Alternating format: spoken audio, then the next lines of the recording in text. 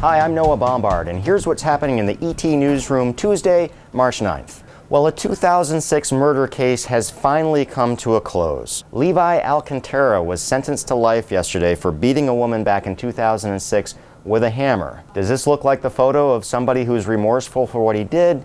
According to the court and according to victims, no. Alcantara is convicted of beating a woman to death with a hammer and attacking her son, and we heard from that son in court yesterday, and we also have comments from other family members. Very tragic death. Obviously, the family now has some closure to the case. However, as they say in the story, the fact that he's serving life in prison does not bring their mother back. Now, if you're a fan of hoops, I hope you were logged on to the Tourney Time page last night and that you'll be there again tonight.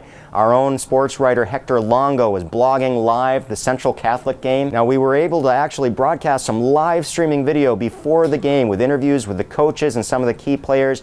We've got a video cycling up on the website right now with an interview with the coach and a couple of the players after the game. We're going to have that continuing playing throughout the day today. Now, tonight, Andover girls are going to the Garden. We're going to be there doing the exact same thing. We're going to be interviewing coaches and players prior to the game, probably around 6:30 p.m. So around 6:30 p.m. you can tune in and get live video feed from the Garden. We'll be cycling that as soon as we end, so you'll be able to watch that afterwards as well. Hector will again be blogging from the Garden. You can follow the game live. If you're not able to go to the game, it's a great way to follow the game. You can access all that content on our homepage by clicking on the big Tourney Time banner at the top, or follow us on rallynorth.net.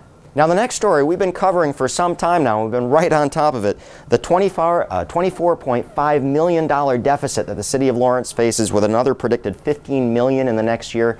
Today, the Senate is expected to vote on a bill that would allow the city of Lawrence to borrow up to $35 million to bring its budget deficit under control. Now, the big issue with this vote has been what kind of financial controls will be put on the city of Lawrence. There are two possibilities that seem to be in play right now. One is that the city is allowed to borrow the money, and a financial overseer kind of looks over the city and makes recommendations as to some of the tough choices they need to make. The second option is putting a financial control board in place, which would really come in and make the tough decisions for the city. Now, it would take a lot of control out of the mayor's hands, out of the city's hands. Many of the legislators are leaning toward this control board, saying, hey, look, we're allowing the city of Lawrence to borrow $35 million.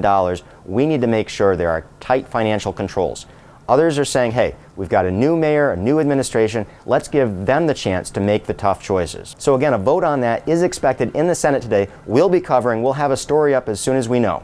Just a reminder that all these stories and a lot more can be found at Eagle-Tribune.com right now.